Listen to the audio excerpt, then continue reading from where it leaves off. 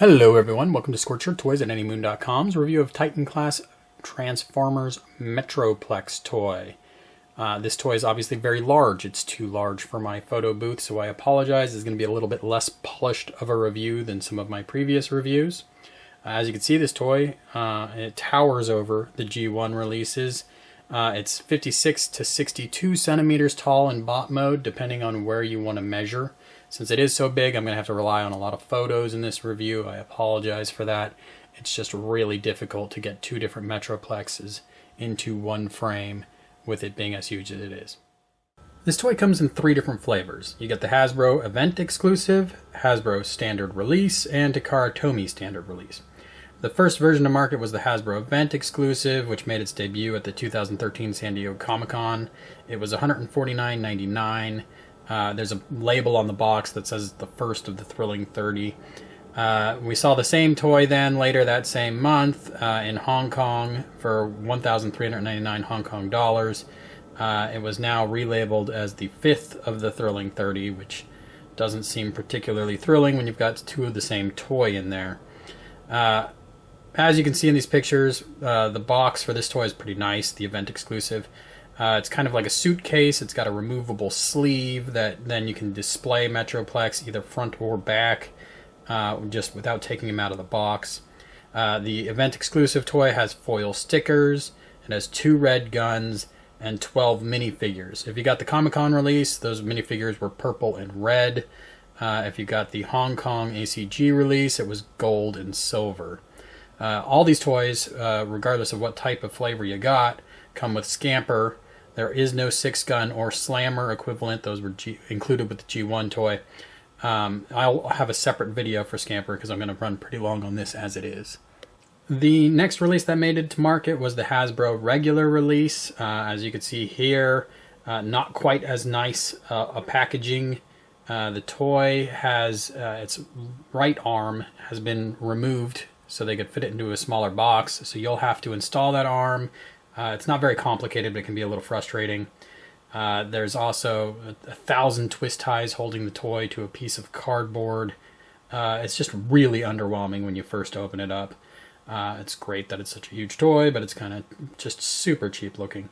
Instead of the 2 red guns that come with the Event Exclusive, you only get 1, which is kind of a bummer for carrier and city modes. Instead of foil stickers, you get paper stickers. The next release that made it to market, and the final release, is the Takaratomy TG23, which hit shelves in September 2013 for 1,900 yen, which made it the most expensive of the Metroplex releases. It's packaged pretty similar to the Hasbro standard release, except the box is wider, and the right arm comes already attached to the toy, which is a nice little upgrade. They also got rid of some of the characters on the box that weren't Metroplex, so it takes a little of the noise out of the packaging. Doesn't really matter one way or the other. There's still a cardboard tray and 1,000 twist ties. They've cleaned up the presentation a little bit, but it's still pretty underwhelming. You do, though, get both red guns again, and you do get the foil stickers that came with the Event Exclusive, so that's pretty nice. So besides what's in the box, there are some aesthetic differences between the 3 different variants. The Event Exclusive toy has more chrome. It seems to harken more back to the original G1 toy. You get chrome hips and thighs and a chrome face. Otherwise, it's very similar to the Hasbro regular release, which just has those chrome parts being plain white plastic. The Takaratomy version has silver thighs, it has white hips with some black trim, and it's got the chrome face. I don't really like the chrome face. I think it washes out a lot of the detail on the face. I wish Takara had used the silver paint from the thighs on the face. I think that would have looked a little better. But again, chrome face does look a little bit more like the original G1 toy. The trim detail that Takara has added throughout the toy I think really makes bot mode pop, and it's by far my favorite bot mode representation of this toy. But they did strip away a lot of the black trim, which you could argue makes it more of a G1 Metroplex toy, but it makes carrier modes and city mode a little bit bland. Alright, let's turn our attention briefly to the red guns that come with the toy. As you can see, they have kind of a nice spaceship look to them now. Again, there's no 6-gun gimmick, which is kind of a bummer for something this huge. This is the Hasbro version. It has the orange plug at the end.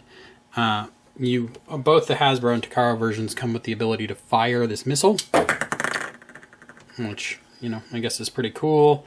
The Takara version, they've painted this whole center section black, and on the bottom, they've painted this bottom section blue.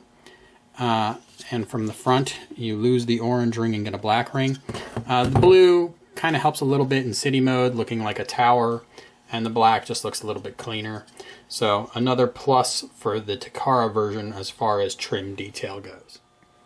Okay, now we're going to do a quick run through of articulation. The head can rotate.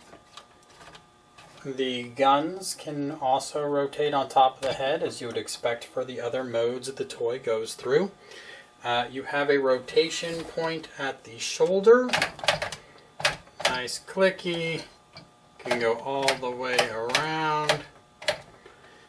You also can bring the arm outward, like so. Might work better over here. You have a rotation point at the elbow. Again, nice and clicky. You also have the functionality of an elbow, and it's pretty good range of motion there. You have a rotation point at the wrist, and that goes all the way around. You can pivot the hand with the thumb out downward, but you can't bring it back. You have a thumb joint, but it's only this joint. You don't have a top of the thumb. And same thing with the fingers. You have the ability to do this with the fingers, but you don't have the ability to do that. So it's just one joint right here where the fingers connect to the hand. And that's a bit of a bummer given how big the hands actually are. Another big bummer is that those hands don't go anywhere in transformation, but that's not really an articulation point to make. Okay, so you have also a rotation point at the waist. Again, nice good clicks, but pretty far between each ratchet point.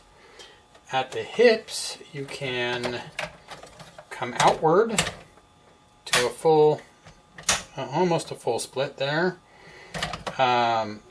You also can come forward. If you bend the knee, you can come even further forward. You obviously can go very far back as well. Now the lower legs are very heavy, but there you go. So good range of motion there. You have a rotation point at the knee. And you can go all the way around until you hit the other leg. You also have a knee, which can go 90 degrees, and then it runs into the back of the leg. What you do not have are feet, or sorry, ankles. Right? So it has feet, but there's no articulation down there whatsoever to speak of, which can be pretty frustrating. Obviously, articulation is pretty decent, with that one exception. If you're a fan of the G1 cartoon series, you'll remember that Metroplex had a visor. This toy gives you a little gimmick to recreate that visor. You just pull the crown forward and the visor drops down. There you have Metroplex with his visor. You can just easily push that visor back up to get the normal barren face again. This is obviously a Hasbro regular release, bright white plastic. You can push down on this button in front of his face. These Decepticons scatter like cowards. And you'll note that his eyes blink, as well as, you can't see it right now, his chest. If you hit the button, it'll give you various sound clips.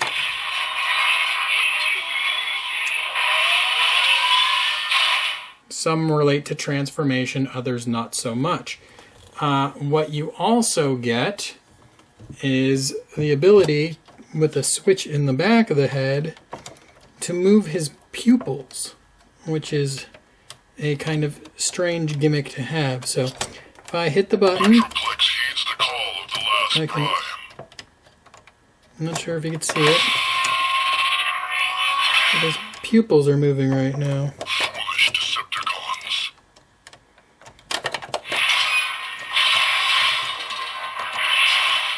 So, those are your gimmicks related to lights and sounds. And I can't very well tell you about his eyes lighting up without showing you a couple examples of his chest.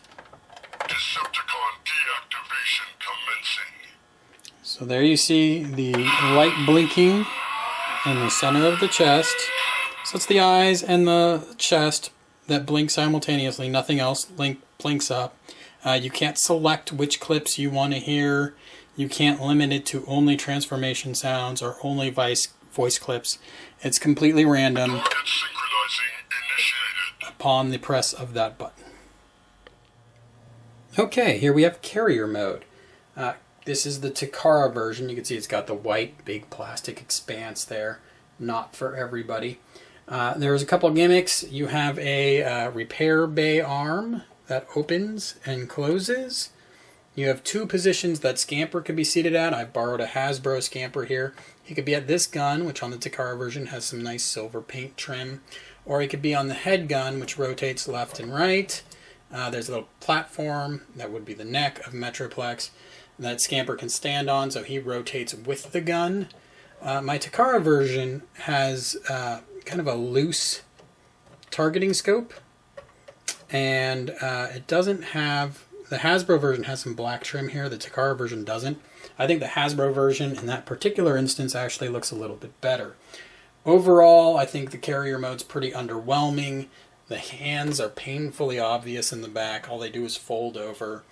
And there are areas like this gun here where you could see all these this empty plastic space. Like right here also, you could see just like these big open cavities. And it just looks cheap, like they were trying to save a buck. You would see the same thing on the bottoms of these guns. There's just big empty cavities. It looks cheap. If you had a Hasbro version, you only get the one gun, one red gun, the Hasbro regular release that is. So that would look a little asymmetrical. If you did have a Hasbro event exclusive, you would get the little minifigures. For scale purposes, this is what the minifigures look like on the deck of the carrier. Overall, carrier mode's pretty so-so. It's also huge, so it's hard to imagine many people are going to have it in this mode very long. Finally, we get to city mode. One of the things I didn't like about city mode is it felt like there should be certain points where pieces lock into place, and that's really not the case. The arm folds back, it locks. The chest opens up for the helicopter pad, that locks. But when it comes to anything with the legs, other than the compartment opening, nothing really locks into a spot to make you feel really good about where you've got it. Otherwise, city mode functions as a backdrop, and it does that well. I mentioned that in carrier mode, the Hasbro regular release is a little bit asymmetrical because it only has the one red gun. In city mode, that one red gun means you have one less skyscraper in the background. But all these toys are a little asymmetrical in city mode because you don't have both legs slanting out. One leg stays completely straight, the other leg slants out. It looks a little awkward. Here you can see the Hasbro version. You still have the gun on the top that rotates. Here you can see the black trim around the scope that I think looks a little bit better. There's now a fold-out gun that Scamper can also man, but it's got a big hand right underneath it, so it looks a little funky. Kind of a low effort on transformation there. They kept this toy simple, which should be good for durability reasons, but for a toy this big, at times it seems they could have gone a little bit further. You can see Scamper in car mode, fits perfectly fine with that ramp, although the ramp is a little bit severe. Otherwise, if you have the minifigures, like I have one up here, they work good, so the Hasbro event exclusive again. It works well as a backdrop to whatever fun you're having with other toys. So in the end, Metroplex in bot mode, a lot of fun. It'd be better if he had ankles. In carrier and city modes, he's just a backdrop. It's not going to be a lot of fun, and chances are you're not going to be able to put him many places in those modes because he extends so far out and is so large. That is what will give him some draw if you're trying to use him as a playset, though, and that, I'm sure, was the mentality behind his gargantuan size in the first place. So, if you are a big Metroplex fan, you have your definitive Metroplex toy, obviously a huge upgrade over G1. If you're on the fence and you don't have a lot of space, skip it. There's really, beyond the size, there's not much to the novelty. If you do have a ton of space, why not? He's fun to have for the novelty. But really, there's nothing here that's super compelling beyond the size and any G1 sentimentality. Thanks for viewing. Check out my full review on anymoon.com.